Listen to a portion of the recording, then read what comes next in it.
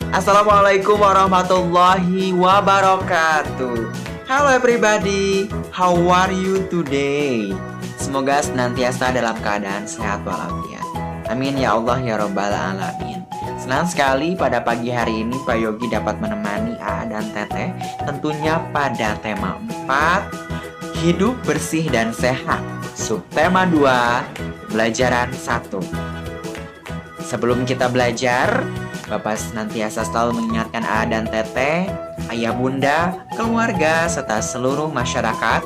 Mari kita sama-sama melaksanakan protokol kesehatan dengan menggunakan masker ketika akan berpergian, menjaga jarak dengan teman bicara, kemudian rajin mencuci tangan pakai sabun, dan tentunya menjaga kebersihan dan kesehatan pribadi maupun lingkungan sekitar.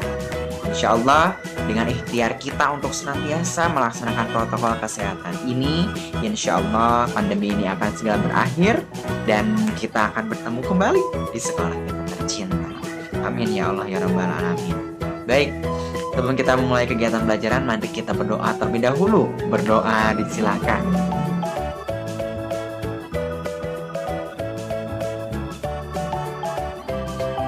Dicukupkan.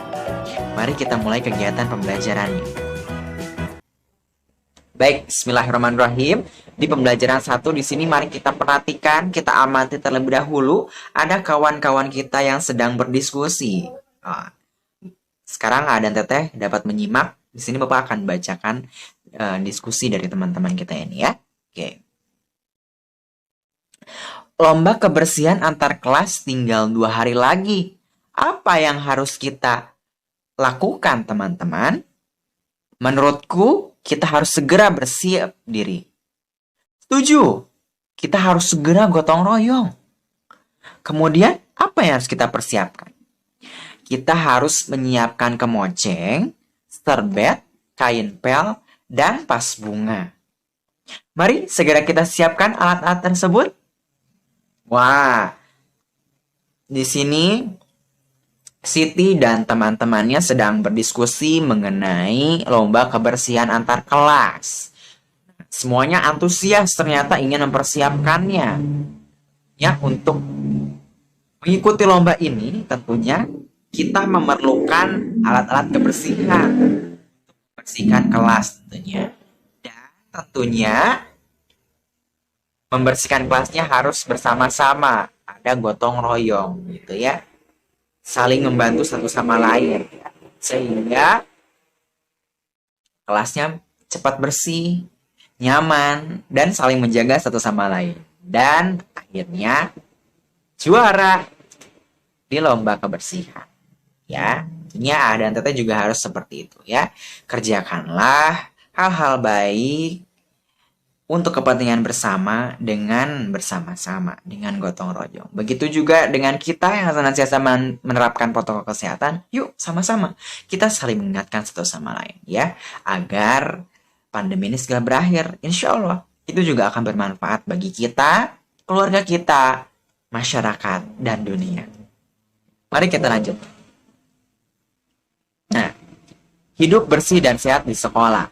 Di sini Bapak akan bacakan terlebih dahulu ada sebuah teks dengan judul Kelasku Bersih, Aku Bangga. Sekolah Dayu akan mengadakan lomba kebersihan antar kelas. Dayu dan teman-teman bertekad untuk menang dalam lomba tersebut. Mereka mulai berbenah. Semua siswa ikut ambil bagian. Dayu dan teman-teman sepakat untuk mengadakan gotong royong. Dayu dan teman-teman mulai yang bergotong royong. Bagian pertama yang dibersihkan adalah ruang kelas. Semua siswa berbagi tugas. Ada yang menyapu lantai, membersihkan kaca jendela, membersihkan papan tulis, dan menata ruang kelas. Semua siswa ikhlas mengerjakan tugas masing-masing. Kelas Dayu menjadi bersih dan rapi. Lantai, jendela, dan dinding tidak ada yang berdebu. Semua perabotan kelas pun tertata dengan baik. Ada juga hiasan di dinding, terpajang di dinding. Dayu dan teman-teman bangga punya ruang kelas yang bersih. Kelas yang bersih membuat siswa sehat. Baik, nah ya. Hampir sama dengan teks sebelumnya gitu ya. Ini menceritakan kembali Dayu dan teman-teman ini sedang bersemangat untuk membersihkan kelasnya gitu ya. Dengan gotong royong saling berbagi tugas satu sama lain. Ya, ini adalah gambaran bahwa kebersihan ini adalah untuk kita juga gitu ya, untuk manfaat bagi kita semuanya tentunya ya. Sehingga haruslah kita semua ambil bagian di sana untuk sama-sama saling bahu-membahu untuk membantu. Tidak hanya membersihkan, juga harus menjaga. Setelah dibersihkan, maka harus dijaga. Ya, dijaga agar kelas tersebut dapat tetap bersih, rapi gitu ya. Buanglah sampah pada tempatnya, seperti itu. Itu salah satunya. Nah, dan Tete juga di rumah juga harus seperti itu. Ya, berbagi tugas dengan saudara-saudara di rumah gitu untuk membersihkan rumah. Nah, insya Allah pekerjaannya cepat selesai, hasilnya pun sangat baik gitu ya. Dan tentunya manfaatnya akan didapatkan oleh semuanya. Silakan dan Tete dapat membaca kembali teks berikut ini. Oke? Good job. Mari kita lanjutkan. Nah, tadi kita sudah mengamati dan membaca teks tentang teman-teman Dayu yang bersihkan kelas. Dan inilah, tara, ya, kelas Dayu sekarang sudah bersih, ya, karena dibersihkan bersama-sama.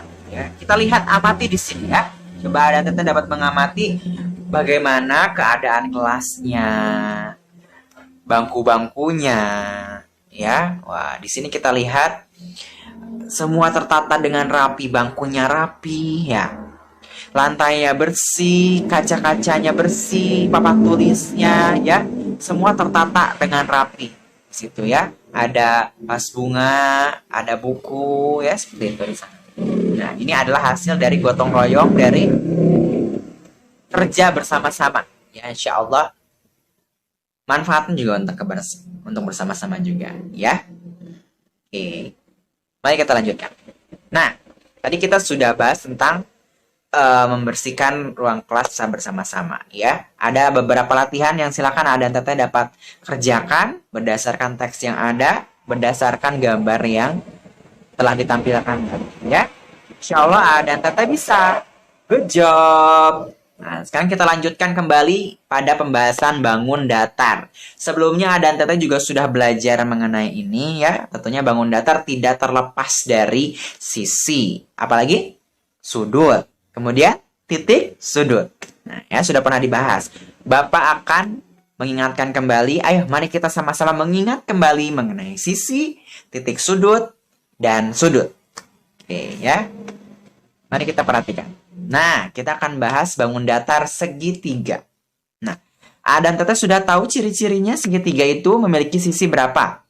Sisinya ada berapa ya? Ngomong-ngomong, sisi itu apa sih? Ya, sisi adalah garis-garis yang membatasi suatu bangun datar. Ya, jadi bagian pinggir-pinggirnya, ya. Kemudian, kalau sudut, good job. Sudut itu adalah pertemuan dua sisi ya. Pertemuan dua sisi. Dua buah sisi sehingga membentuk sebuah sudut. Sudut itu banyak. Ya, ada sudut siku-siku ya. Kemudian berdasarkan ukurannya. Ada 30 derajat dan sebagainya. Ya. Kemudian ada titik sudut. Titik sudut adalah titik pertemuan antar dua buah sisi. Ya, jadi dua buah sisi itu bertemu. Nah, titik pertemuannya itu adalah titik sudutnya. Lebih jelasnya mari kita amati pembelajarannya. Oke, nah di sini titik sudut segitiga memiliki banyak sisi, ada 3. Banyak sudutnya juga ada 3. Banyak titik sudutnya ada 3. Mari kita perhatikan contoh bangun datar berikut ini. Nah, di sini ada segitiga siku-siku. Kenapa disebut dengan segitiga siku-siku? Karena salah satu sudutnya membentuk sudut siku-siku, ya, 90 derajat. Gitu ya. Jadi menyiku seperti ini ya, seperti siku, menyiku seperti ini itu 90 derajat. Ya, oke. Nah, coba dan tetap perhatikan. Bapak ingin bertanya di sini ya. Kita ingatkan kembali. Manakah bagian sisi dari bangun berikut ini? Manakah sisinya? Betul sekali ya. Coba kita lihat. Wah, ada sisi sebelah sini. Ini sisi pertama. Kita lihat kembali. Sisi kedua. Oke, kita lihat kembali. Sisi ketiga. Ya, segitiga bangun datar. Segitiga memiliki 3 sisi. Good job. Sekarang, sudut. Sudut itu pertemuan 2 buah sisi ya. Ini ada sisi ya. Ini 2 sisi. Nah, ini adalah pertemuannya ya di situ. Membentuk sebuah sudut. Di dalam gitu ya. Coba kita perhatikan sudut mana dulu kita. Oke. Sudut yang pertama ini ya. Lihat. Terjadi pertemuan ya 2 buah sisi tadi. Selanjutnya, sudut yang mana lagi? Oh, sudut yang sebelah sini. Nah, sudut yang sebelah sini. Nah, ini yang dinamakan dengan sudut siku-siku itu. Ya, yang 90 derajat itu. Ya. Oke. Selanjutnya ada satu sisi lah. Sudut lagi. Nah, sudut yang sebelah sini. Ya. Jadi segitiga punya berapa sudut? 3 sudut. Ya, karena masing-masing ketiga sisinya ini bertemu dengan masing-masing sisi ya. Pertemuan 2 buah sisi. Gitu. Kemudian titik sudut. Titik sudut pertemuan 2 buah sisi. Oke. Titik sudut yang mana? Oh, titik sudut yang ini. Ya, ini titik ini gitu ya. Adalah mempertemukan 2 buah sisi ini. Gitu ya, titik itu. Selanjutnya titik yang mana lagi ya? Oke, titik yang di bawah ini. Selanjutnya. Oke, titik yang terakhir ada di sini. Good job. Ya, jadi segitiga ini ingat. Memiliki 3 buah sisi. Lihat, 3 buah sisi. Kemudian ada 3 buah sudut. Dan ada 3 buah titik sudut. Good job. Selanjutnya, bangun datar apa lagi ya? Ya, segi 4. Bangun datar segi 4. Oke. Nah, kita lihat. Berapa banyak sisinya? Betul sekali, ada 4. Banyak sudutnya juga ada 4 juga. Banyak titik sudutnya juga ada 4. Mari kita perhatikan contoh berikut ini. Wah, bangun apakah ini? Ada yang tahu? Good job. Ini adalah bangun jajaran genjang. Ya, bangun jajaran genjang ini seperti ini bentuknya. Ya, ada 2 buah sisi yang sama panjang, 2 pasang sisi yang sama panjang ya. Yang sebelah sini dengan sebelah sini, samping kanan dan samping kiri, kemudian ada atas dan bawah. Itu jajaran genjang. Tapi kita akan bahas sisi-sisi, sudut dan titik sudutnya. Coba tunjukkan mana sisi dari bangun tersebut. Ya. 1, 2, 3, 4. Good job ya. Ada sisi sebelah sini, ada sisi bawah, sisi samping sini, kemudian sisi atas. Ya. Oke. Good job. Sekarang sudutnya. Tadi sudut itu adalah pertemuan 2 buah sisi. Oke, sudut yang pertama, yang kedua, 3, keempat. Ya. Jadi ada berapa sudut? Ada 4 sudut ya. Lihat di sini. Ada 2 pertemuan antara 2 buah sisi ini dan sisi ini membentuk sudut ini ya. Oke. Terakhir titik sudutnya. Titik sudut ingat pertemuan 2 buah titik pertemuan 2 buah sisi. Di sini ada 1, 2, 3, 4. Ya. Jadi ada 4 titik sudut yang mempertemukan bangun ini ya, sehingga membentuk bangun ini ada 4 titik sudut membentuk bangun segi 4 ya. Oke. Good job. Nah, ya. Selanjutnya kita akan belajar mengenai alat musik ritmis ya. Oke. Untuk pembahasan bangun datar ini, semoga dan teteh mengerti dan paham tentunya, dan silakan mengerjakan latihannya tentunya ya. Good job. Nah, baik, di sini ada alat musik ritmis. Di sini ada 4, yaitu gendang, tifa, rebana, dan tamborin. Untuk gendang, tifa, dan rebana kita perhatikan di sini cara memainkannya itu dengan cara dipukul seperti itu. Kemudian sedangkan tamborin itu dengan cara dimainkan secara vertikal, kemudian digoyangkan sehingga menghasilkan sebuah bunyi. Nah, alat musik ritmis ini tidak memiliki nada, melainkan alat musik ini dimainkan sesuai dengan ketukan atau sebagai pengatur tempo pada sebuah lagu, sehingga alat musik ritmis ini digunakan untuk mengiringi sebuah lagu seperti itu. Oke, alhamdulillah kegiatan pembelajaran hari ini cukupkan. Semoga bermanfaat tentunya, dan teteh bertambah ilmunya dan tentunya semakin berkah, insyaallah. Amin ya Allah ya rabbal alamin.